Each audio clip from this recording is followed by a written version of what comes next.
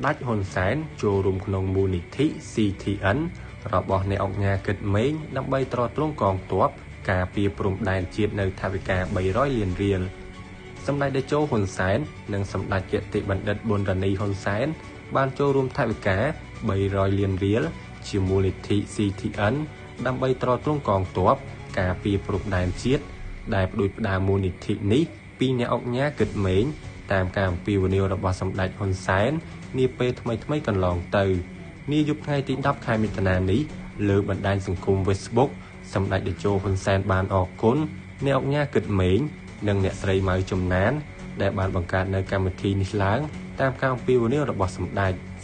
តេជោបានបញ្ជាក់ថានេះគឺជាខឿនការពារជាតិរបស់ប្រជាជនដ៏រឹងមាំរបស់យើងការតស៊ូប្រឆាំងការឈ្លានពានរបស់ថៃតាមផ្លូវយោធានយោបាយការទូតនិងផ្លូវច្បាប់ត្រូវដាក់ក្នុងយុទ្ធសាស្ត្រយូរអង្វែងយោធាត្រូវត្រៀមគ្រប់ពេលនិងប្រើពេលយូរជាមួយការតស៊ូផ្លូវតុលាការយុត្តិធម៌អន្តរជាតិក្រុងឡាអេក៏ត្រូវប្រើពេលយូរសម្ដេចតេជោហ៊ុនសែនសរសេរក្នុងន័យដើមថាខ្ញុំនិងភរិយាចូលរួមក្នុងមូលនិធិនេះចំនួន300លានរៀលជាដំណាក់កាលទី1សូមអំពាវនាវបងប្អូនជនរួមជាតិចូលរួមភ្ជាប់និស្ស័យជាមួយកងទ័ពនិងជាមួយជាតិនិងទឹកដីរបស់យើងទាំងអស់គ្នា